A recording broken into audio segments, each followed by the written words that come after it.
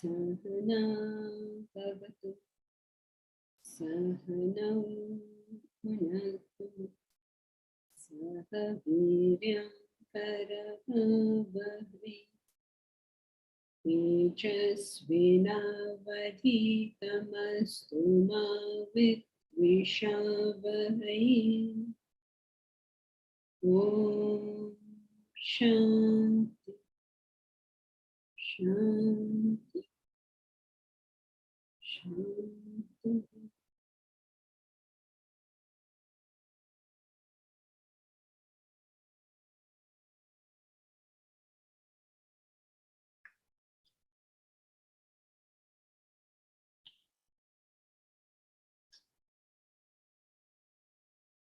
Any questions?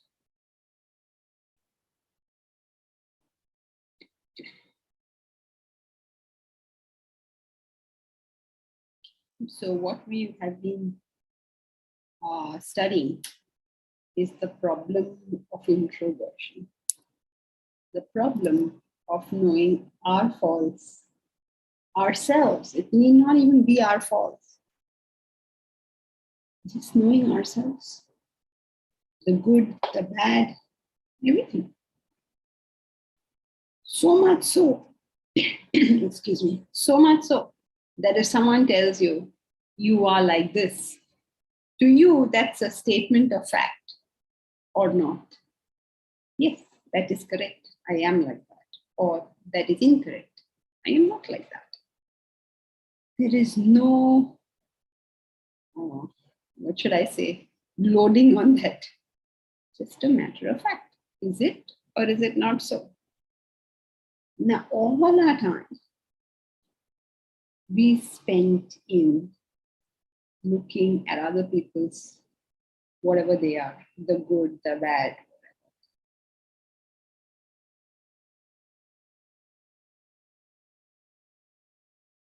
problem with that is, I mean, a very obvious problem with that is that I can look at Deepraj or Shilpa, say, oh, this is not good, that is not good. I can make all these statements. And for all you know, I may even be right about it. But when it comes to myself, I want that people love me in spite of my faults. Do you believe that you're a perfect person? No. Do you still want people to love you? Yes, isn't it?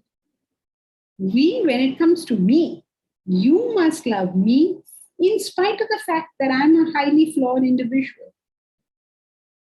But when it comes to you, then I have to withdraw my love the moment I see something wrong with you. This is a little unfair, right? So if we want people to love us in spite of our faults, then we must be willing to return the favor. So no matter what fault anyone has, no matter how anyone behaves, do we make that commitment that I will love you? You behave in any way of your choice. Now, because it's so difficult for us, we even question the teachers, the masters. Say, oh, that master, he's so arrogant. He is so this, he is so that, she is so this, she is so that. We question them. We believe that, oh, you're a spiritual master, so why are you behaving like this? Why do we need to judge? What is the point? Either they're teaching us correctly or they're not teaching us correctly. Why do I need to judge the person?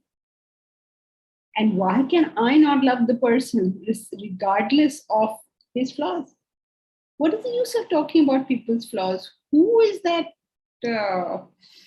paragon of virtue over here who doesn't have flaws? Of course, we have flaws. We are all highly imperfect beings, every one of us. People look at Vivekananda and say, how can you do this? How can you do that? Are we going to reduce all his work to nothing because we were able to find the flaw? Today there was an article in the newspaper, very interesting, the problem with philanthropy. And they wrote out all the problems. That it's very undemocratic and they use their philanthropy to control others, and so many things they wrote about it. And they were probably correct.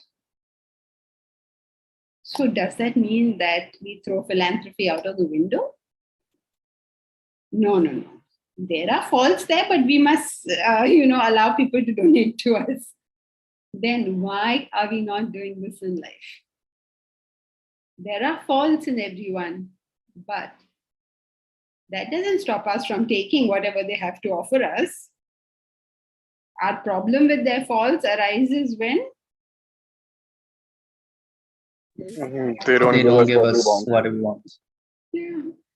So our problem is not really with their fault. Our problem is with you are not doing what I want you to do. So why are you faking it? Why are you hiding it behind these flaws? Let's not hide our imperfections behind other people's flaws. Other people's flaws are not a justification for us being impure. So our whole attention has to be on am I being impure? Have you noticed that when you love people and these people do nice things for you? In our building today, one lady became 70 years old. So her husband has very nicely put on the group that it is her she's become 70 years old, which is very nice. He'll be congratulated, and then he's going to give, I believe, something to everyone to commemorate the occasion. Now, today, let's say that he's doing something pleasing to her. So when someone does something pleasing to us, we feel so affectionate towards that person. And the same person does something bad or what we don't like. Our affection seems to go away. It converts to anger. Isn't that impure of us? Can I not hold my affection regardless of the behavior of the other person? Most parents don't do that when it comes to young children, isn't it? You're able to love your young child regardless of how stupid that child is behaving. So Why can't we do that with everyone? Regardless. Even when we come to Karma Yoga, how many times I hear people tell me, you know that person, how does he behave? And they're right. He doesn't even respond. Yes, and you're right. And he's so stubborn, and he's so this, and he's so that. Yes, you're right. But isn't Karma Yoga meant for me to be able to clean out my flaws? Karma is not meant to clean out other people's flaws. So in every aspect of life, you can see it makes more sense for us to become pure people ourselves. When we become pure people ourselves, we will find that which we hunted all over the place and never found. And that thing is called Happiness. God. very good. It's called happiness. There's only one cause. Purify your mind, you will be a happy person. You will be a happy person regardless of who does what. जिसको जो करना है करने दो ना, ना लेना ना देना, मगन रहना. So we don't want to do this because we don't have the intellect to project what is it I need to do. So therefore I get involved in the moment and I say, why are you doing all this? Get down to what you have to do. If you believe the other person is at fault, then the question to ask yourself is, am I continuing to hold my love for this person? Or have I lost it? In which case, I have no right to blame him because I am no better. All right? So, there is so much flaw everywhere. But none of those flaws have the capacity to Affect me.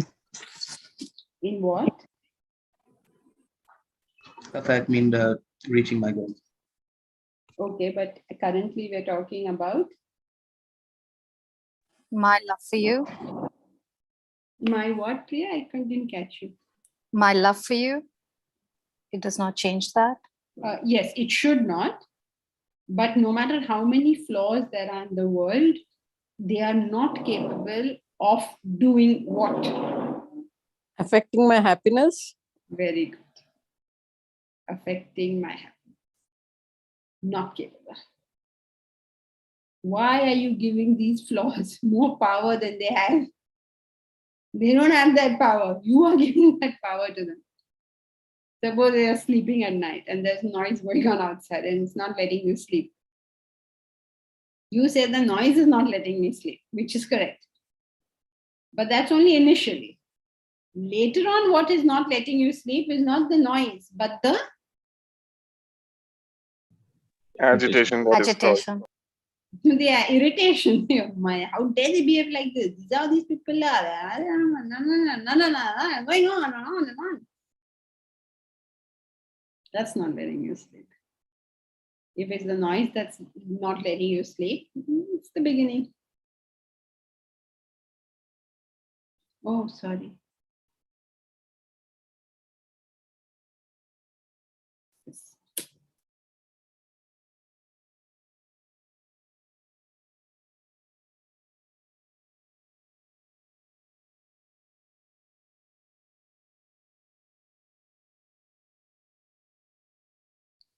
Deepraj, your question has come too late. You have to put your question earlier because now we've started.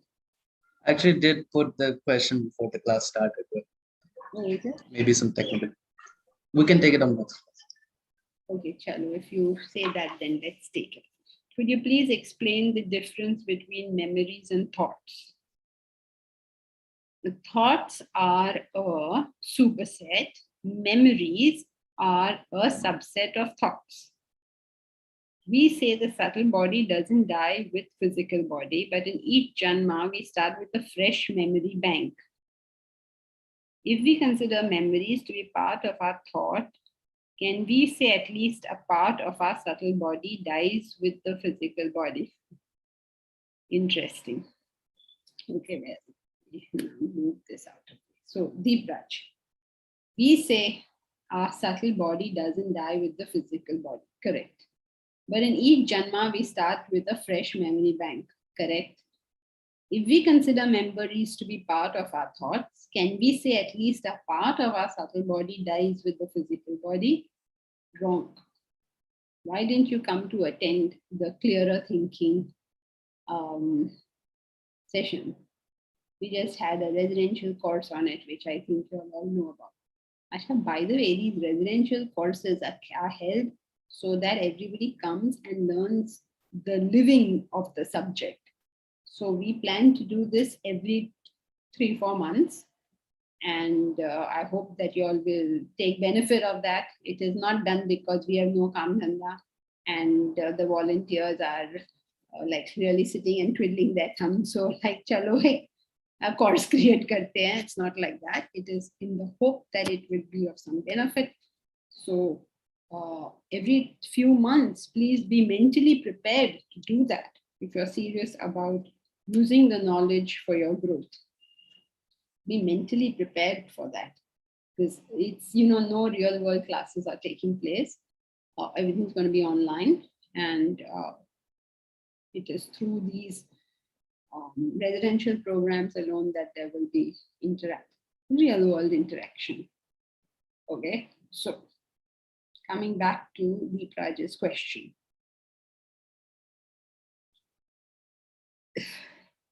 Yes, memories are part of your thoughts. For memories to die, you don't need physical death. They are dying every moment. For instance, if I ask you, what did you wear to class 4 Saturdays ago? Can you answer that question? If I ask you, what was your dinner 2 Tuesdays ago? Can you answer that question? You don't even know whether you ate or not. Forget what you ate. So each 99.9% of our memories are being wiped out. If they did not get wiped out, you would not be able to survive, because you would have to remember like every single second of what happened, even from this morning. Forget going far back. You will be unable to function. The amount of things that keep on happening. So to keep it simple in your life, nature keeps removing these memories. They go away. And only very, very few memories are retained. If I ask you, did your maid come to work today? So yes. So what was she wearing?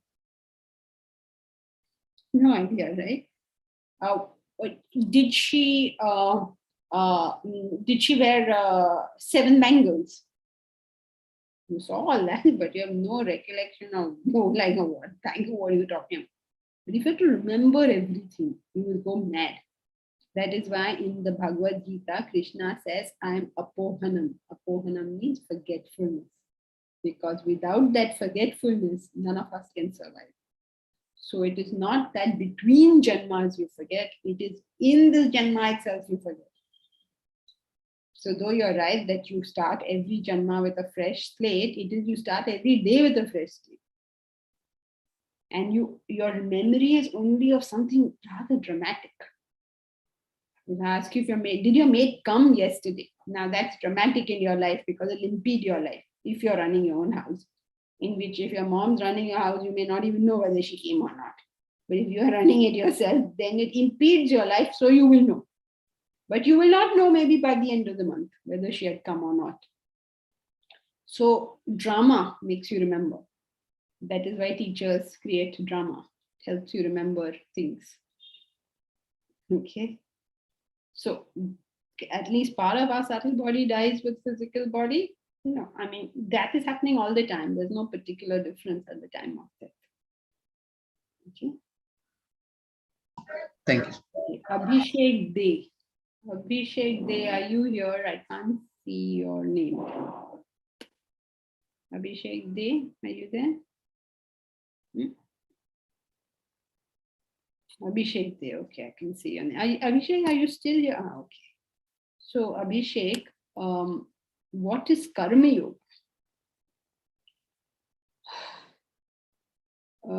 Abhishek, since you're new, I'll take the question. But we are following this text here, Vedanta Treatise. Is this this your first class? So how did you get here? Deepraj, through Deepraj. Deepraj's friend. Oh, okay. So now I've taken Deepraj's question. I have to take yours also, I guess. So, okay, we'll take it, but we are following this book, and general questions we take before the beginning of the class. So what is Karma Yoga? Karma Yoga is one of 3 spiritual disciplines, the other 2 being Bhakti Yoga and Jnana Yoga. There are 3 spiritual disciplines because the human being has got 3 equipment: the physical body, the mind, which is his emotions, and intellect, which is his reasoning. Okay, so since we have 3 things, we have 3 spiritual disciplines. Why are they known as spiritual disciplines?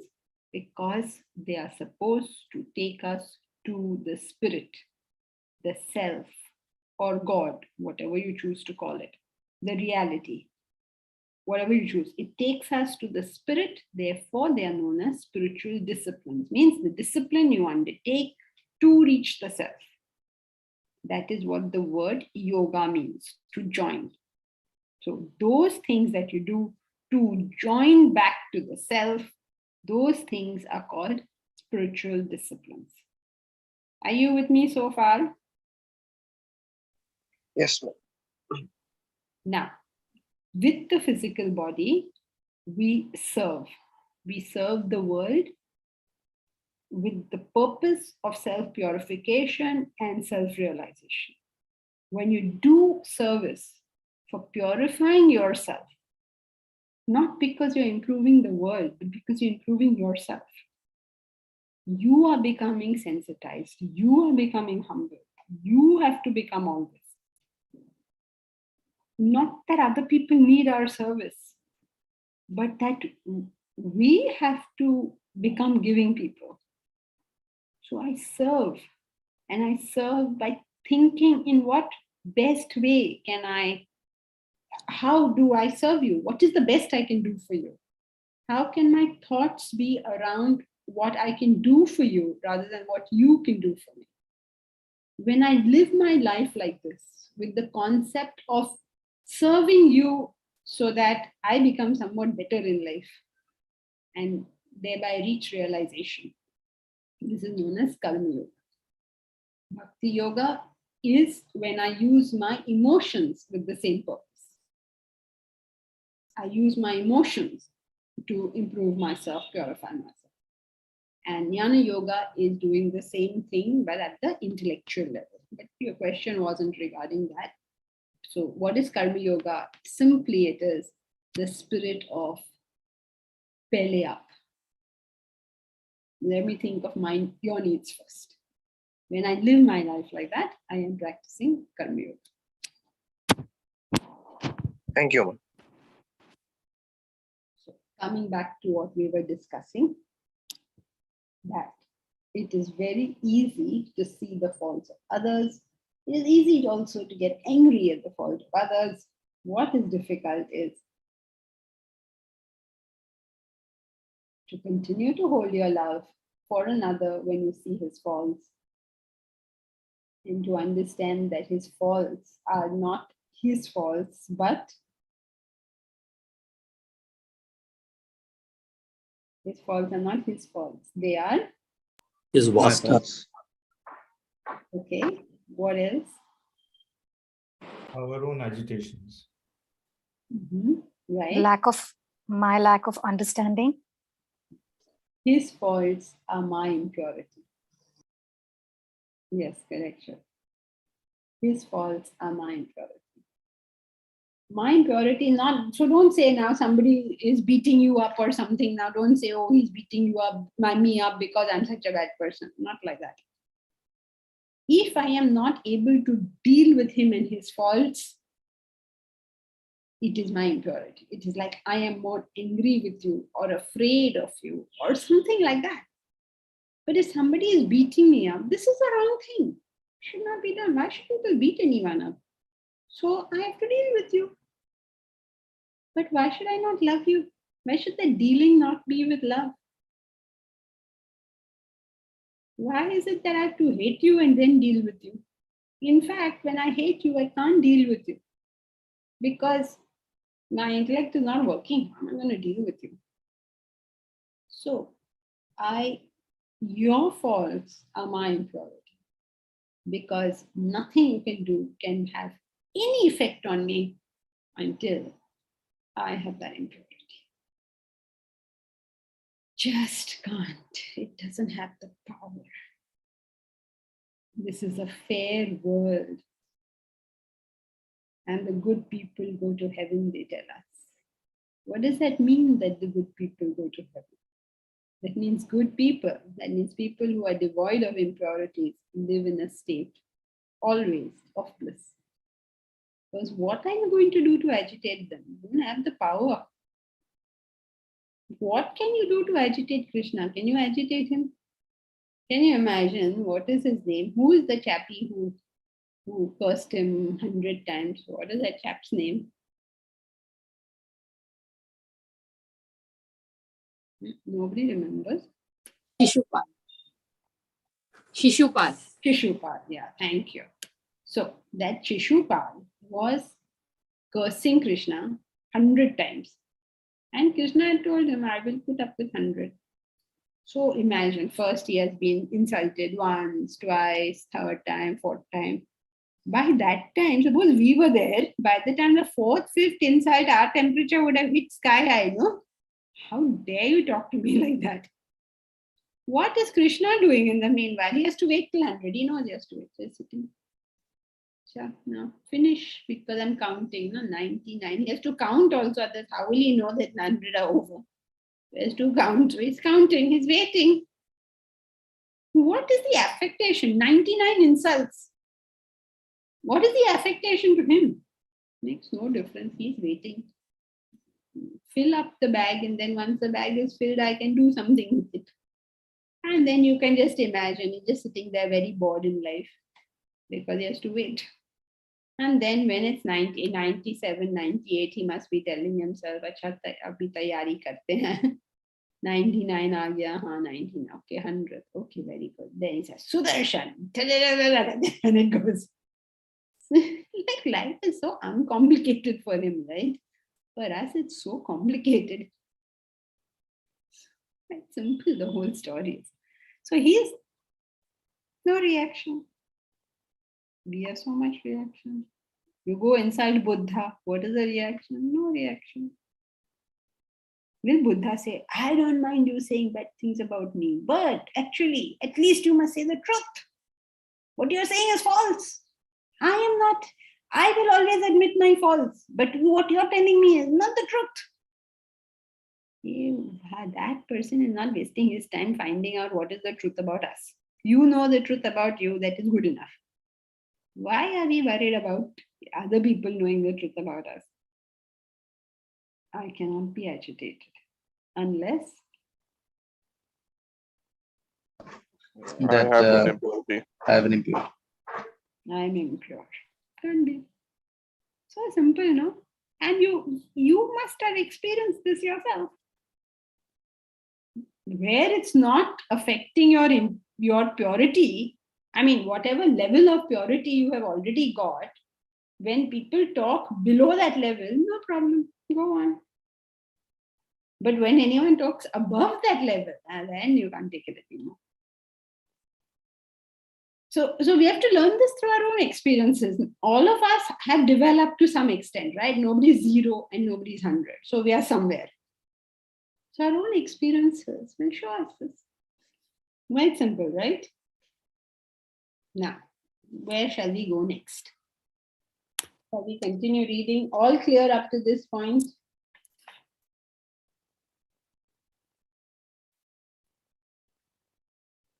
Okay, so let's proceed.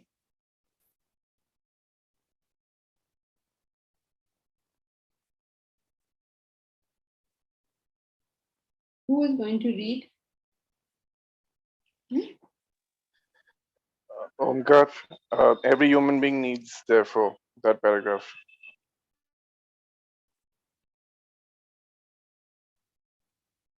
It is a social crime to expect.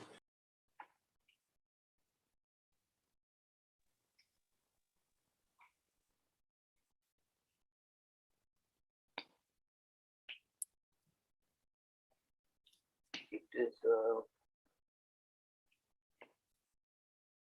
which one is it? I'm sorry, Go further. Second paragraph after the poem. yeah, this one. After that. Yes. We did this paragraph, didn't we?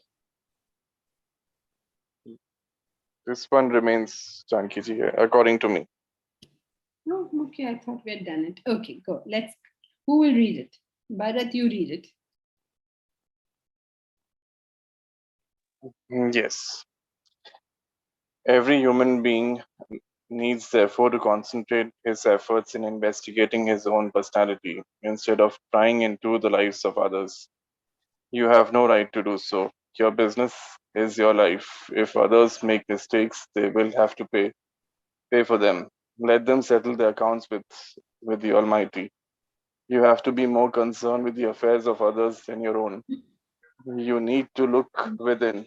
You seem to be, Bharat. You seem to be more concerned. You seem to be more concerned with the affairs of others than your own. You need to look within, set your personality right.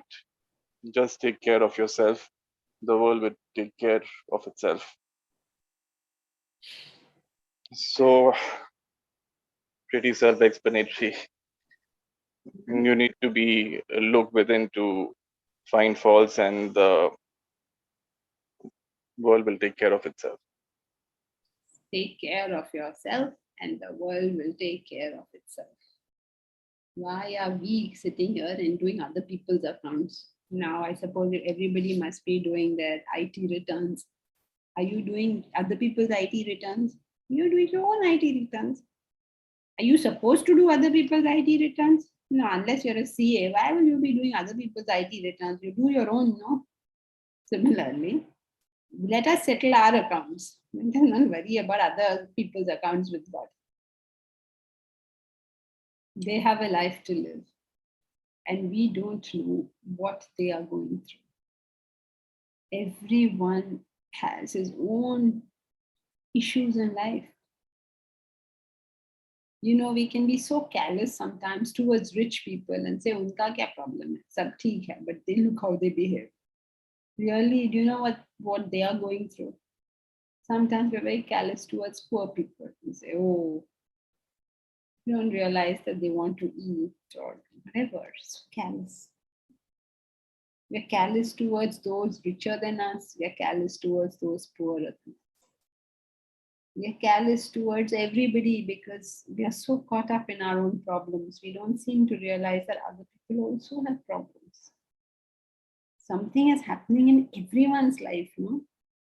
At any given time, 5% of the population is not suffering. Everybody else is going through something. Some of them are able to hold their own pretty well, and some are not. Some people, no matter what problem they're going through, nobody else ever gets to know. Some others, you do get to know. You see the stress, you see the strain. Should we not be sympathetic with both? You know, sometimes there are caregivers. There's somebody in the family at home who is very sick or has to be looked after, and somebody is looking after them. No, and there are these people with chronic ailments in the family, kidney failure, Alzheimer's, whatever, some chronic ailments. The caregivers are putting in a lot of mental effort in trying to deal with the situation.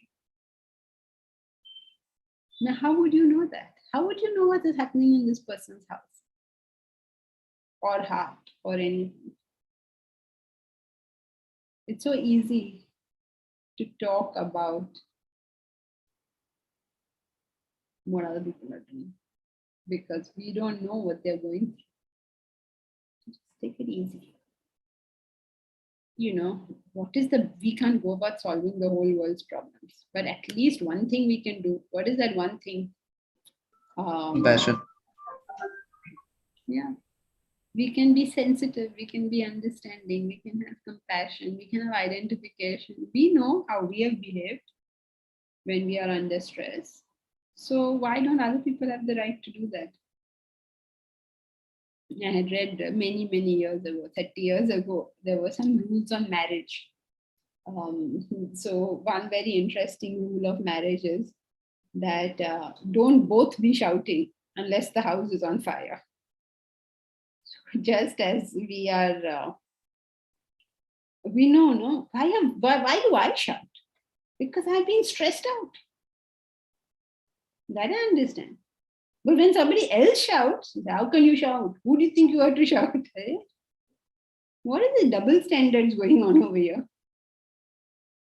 Mukesh, in the para, point of person will be answerable to Almighty. Is that referring to cause and effect karma? Yes. Yes, Mukesh, it is referring to the law of karma. Jo karega, so bhuktega. If you can protect him from that bhugatna, then protect him. If you can't, then so be it. Okay. Thank you.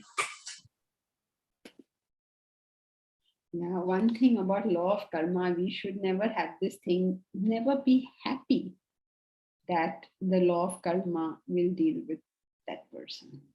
That means you actually wish harm on the other person. This is violating the law of ahimsa. You say, oh, you're doing all these bad things to me. You watch, oh, see what your karma will do. We should avoid that kind of thing because then we are doing negative karma. We are violating the rule of ahimsa.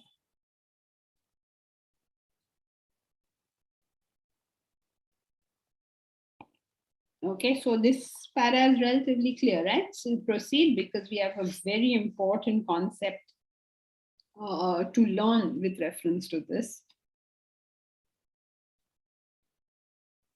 Who will read? I can.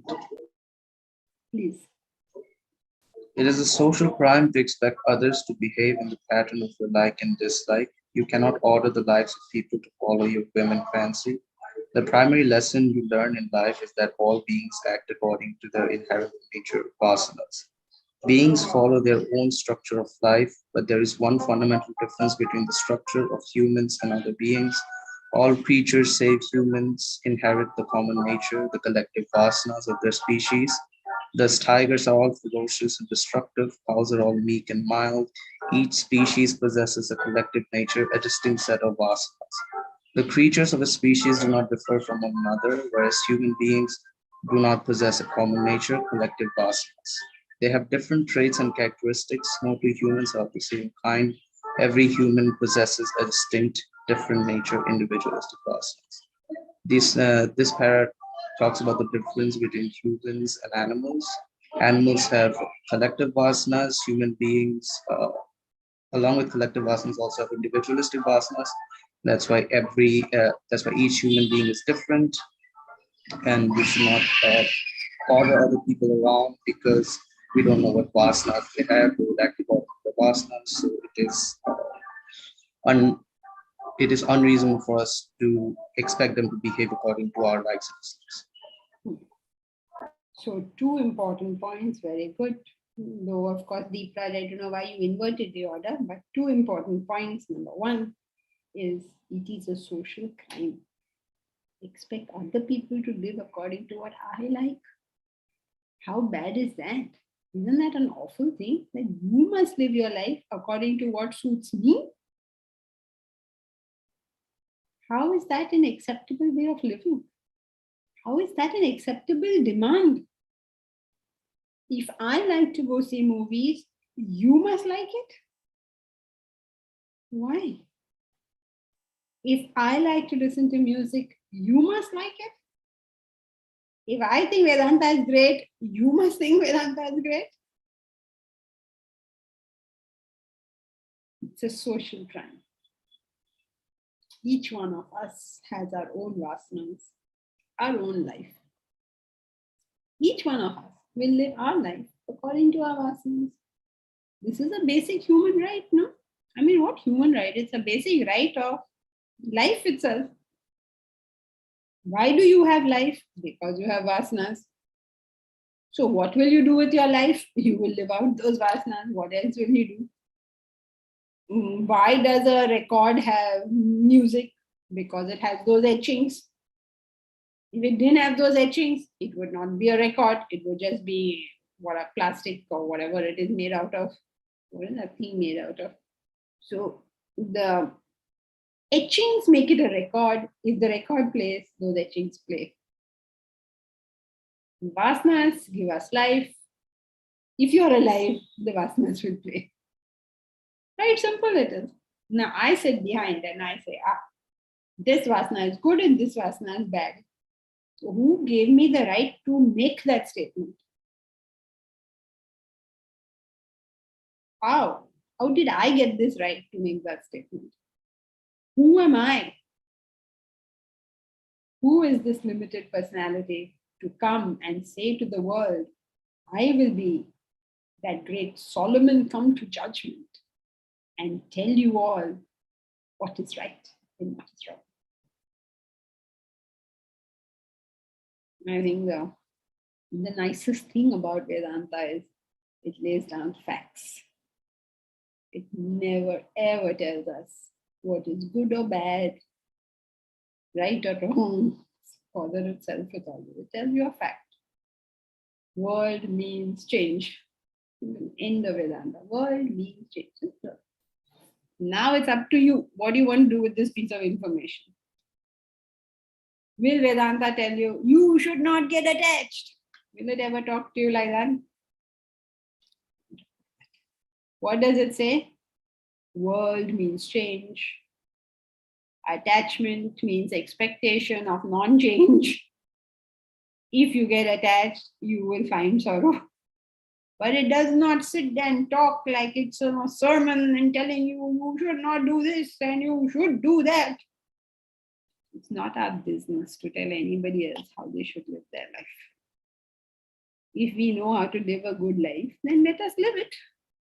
What is our business to tell other people? Don't we have hierarchy in vasanas as sattvic, rajasic, tamasic? Yes, we have a hierarchy. So what's the problem? There is sattvic vasanas, there are rajasic vasanas, there are tamasic vasanas. So do we have to tell everybody to be sattvic? No. All it says is, if you are a sattvic person, you will be, what happens? Happier. You will be happy. If you're a rajasic person, you will be Agitated. agitated. If you're a tamasic person, you will be Lazy. Lazy. sleeping. We're making a statement of fact. We're not telling anybody anything. Yes, you're right. There is a hierarchy. But the hierarchy is only a hierarchy. It is not giving any instruction. It's not telling you don't be tamasic. If you are tamasic, X, Y, Z will happen. If you are rajasic, X, Y, Z will happen. If you are sattvic, X, Y, Z will happen. Simple. I have a question. Go I ahead. think I heard Deeprat say that human beings, besides having collective vasanas, also have individualist vasanas. But I don't see that in the paragraph. And so, is that statement correct? Yeah, it is somewhat correct. Yes, it is correct because we do have some common vasanas. It's not that we don't have any common vasanas. Every human being, for instance, has an intellect. So we have some common vasanas. They're not entirely different. Every one of us walks on two legs, right? So we do have common vasanas. But the more important thing for humans is we are so diverse compared to the others.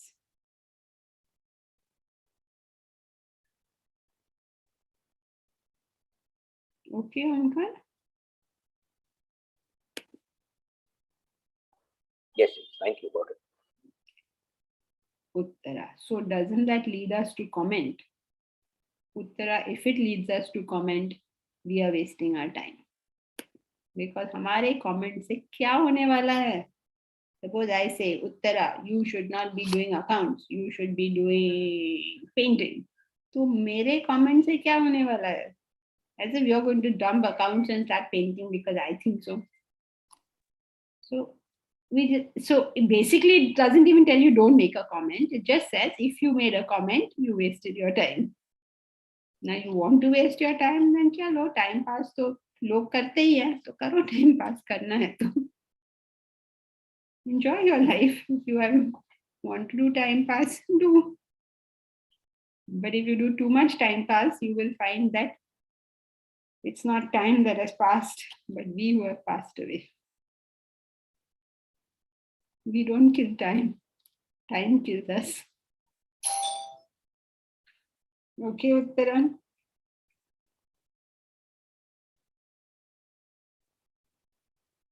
Okay. All right, so clear. This paragraph is clear. We had 2 points. One is it's a social crime for us to go around telling anybody how to live their life. Why is it a social crime? Because it's to do with social. And it is crime because it's a height of selfishness. Why is it a height of selfishness? It's because I have taken it upon myself to tell everybody what is right and what is wrong. And okay, so as a result of this criminal behavior of mine, what will happen? I don't fix myself. What myself? I won't fix myself. Won't fix myself. Yes, correct. But straight away, what will happen? Correct, Akhila? You get agitated. The other person is not changing. You are stewing in your juice. That is what you have to recognize. Might also get beaten up, Janki ji. Yes, might also get beaten up. Correct. Bharat, I hope you're not speaking from experience. Or maybe you have been beating up people. Suppose we go and tell Bharat, don't go to the gym. What do you think will happen to us? Better keep away from him only then. So why are we doing this? Why are we telling a rose to be a butterfly? Why are we telling a butterfly to be an oak tree? Why are we telling an oak tree to be a tiger? Why are we telling a tiger to be a moth? Why? Why not enjoy people the way they are? Some people love to nag. क्या खूबसूरती से nag करते हैं. They can repeat the same point a million times in spite of the fact that nobody is listening. You try. If you think it's so easy, you try doing it. Some people are able to chase money single pointedly. It's a fantastic thing. How do they do this? Some people are able to watch movies. One after the other, they watch movies. You try if you can do any of these things. Why don't we enjoy people for who they are and what they are? Some people have this amazing ability to be a bull in the china shop. I don't know if you know people like that. Okay? They will come into any situation, not understand anything about what is happening in that situation, and say the most ridiculous things for that situation. कुछ समझ ही नहीं आता कि क्या situation यहाँ चल रहा है, क्या बातें कर रहे हो. Can't understand. Everybody else is amused, no? ये क्यों से बातें कर? I mean, a gross example is somebody has just died. Okay, the person enters a room. You just enter the room. You are seeing a body there with a white sheet. And you start telling apne, like whatever, register only कि कोई मर गया है, कुछ यहाँ शोक सभा चल रही है, कुछ समझ ही नहीं आ रहा. Now, can you imagine that? People behave like that. Now, if you saw this happening in a film, you would Rough. you would laugh. Isn't it? All of us would laugh. But if it happens in my house, now I don't find this funny at all.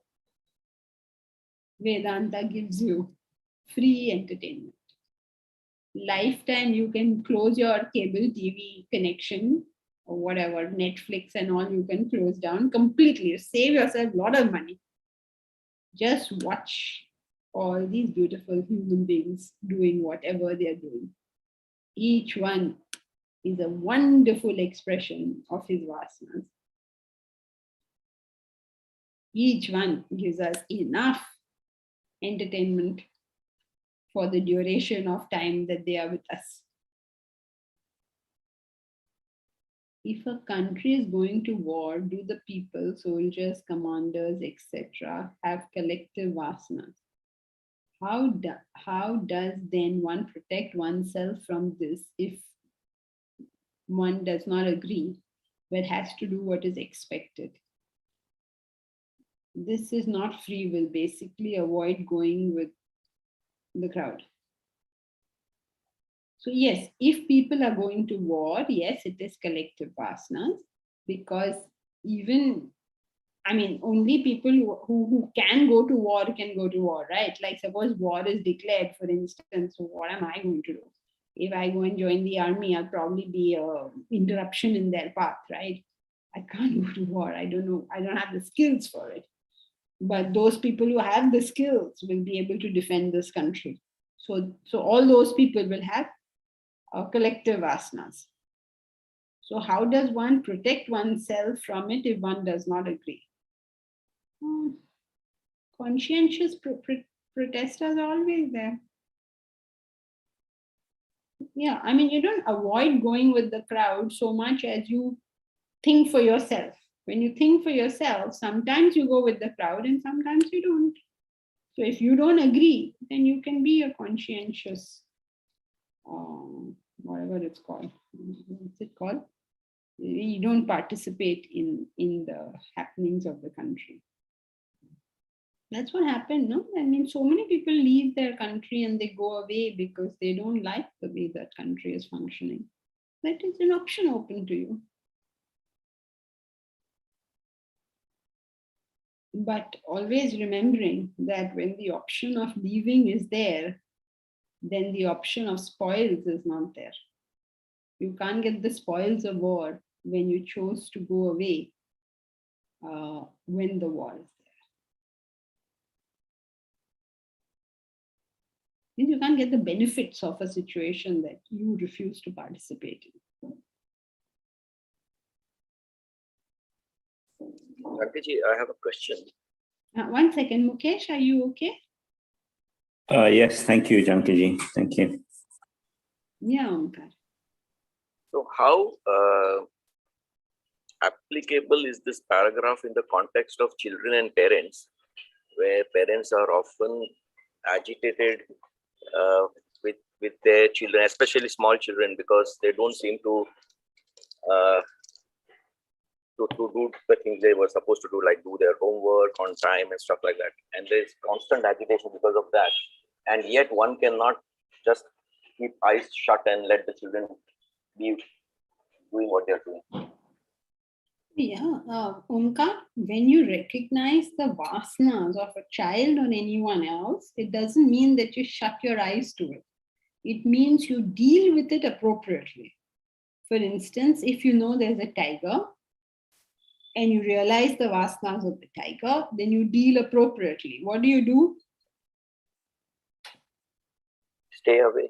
Stay away. Yeah, correct. Stay away. You don't go and pet the tiger. You won't say, oh, I love you, tiger, you're so handsome, and you go pet him. Then he will eat your hand. And he is right when he does that, because anybody would prefer fresh food, no? He said, oh, acha, it's fresh food mil raha hai. Be happy. So you cannot blame him for eating your hand because he did what was appropriate for him. So knowing people's vasanas means you understand how to deal with them better. You can treat them with the love and the respect that they deserve. And same thing is true for even children. In children's case, a parent has to take more interest in dealing with it because he is responsible for the child. So if you have a child who's not interested in studies, you will have to spend the time and energy to figure out how to create that interest. If you have a child who's indisciplined, you will have to See how disciplined you yourself are. very good. See, Omkar, you know all the answers. Kyun mujhe pooch rahe ho? You will have to.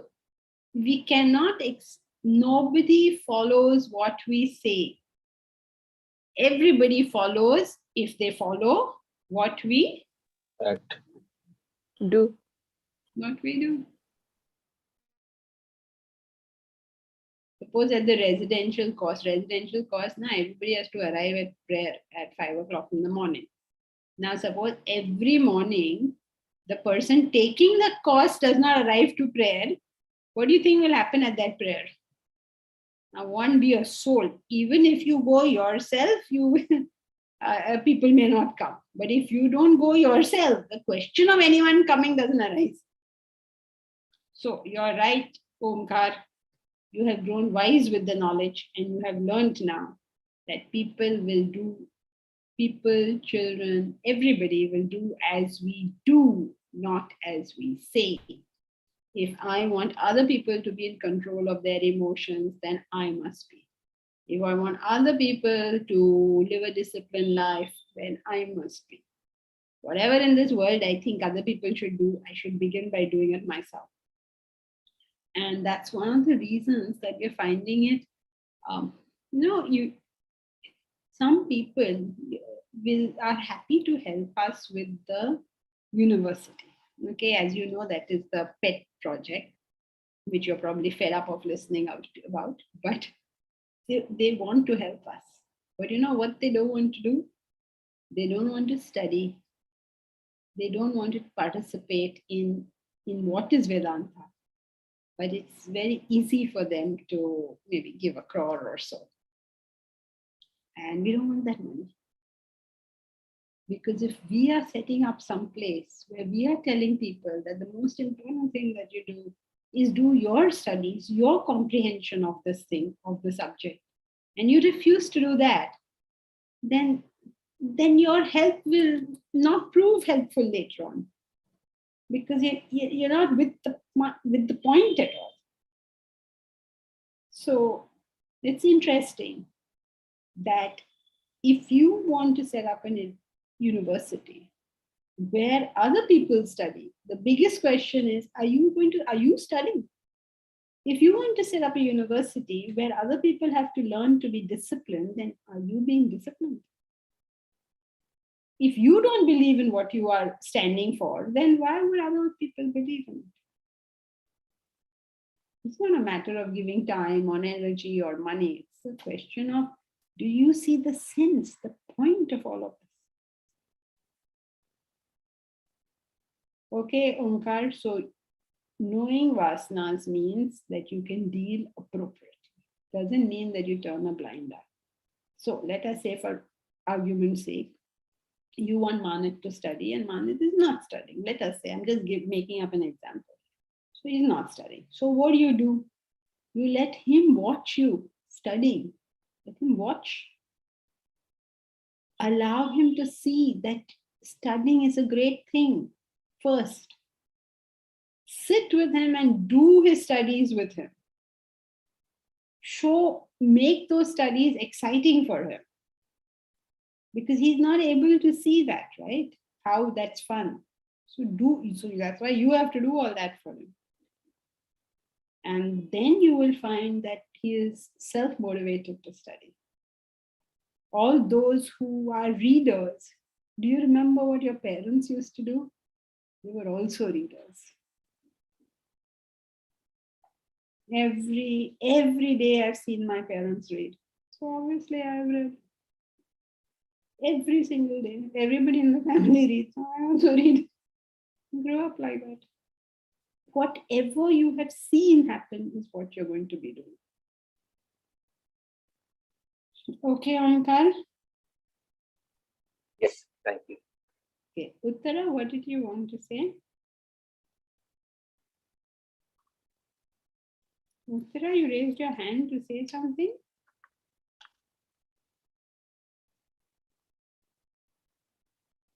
Okay, so, Janki ji, yeah, so Bharat. on this point, so setting and sorry, is she saying something? Uttara, no, we can't hear you at all. Yeah, go ahead, Bharat, she'll probably write it down. So setting an example will only make the opposite person do the right thing if it's compatible with that person's vasana, right? Correct. Okay, thank you. Yeah, I mean, we can't keep doing the right thing and looking around ki kaun aur kar raha hai. Can't live life like that. We are doing the right thing because it is the right thing. You just live your life the right way. Whoever finds that the right way will also do it. But this was in the context of children. But children will tend to follow you. If you have subordinates, they will tend to follow you. Thank you. No, Uttara, we couldn't hear a word you're saying. So, okay, here. In that ref, I wanted to ask about your repeated example about Guru, that not to look what Guru is doing, only to listen to his teachings. Yes, Uttara, as a wise person, you don't worry about what people are doing. You only collect knowledge from wherever you can. That is what you as a wise person should do. But what happens in life is everybody looks at the actions. That's what happens. One is an explanation of what happens.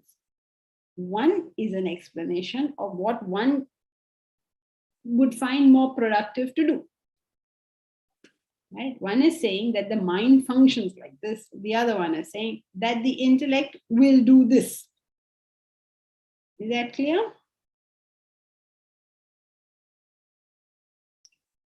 All right, so that's it for today. We'll continue next time.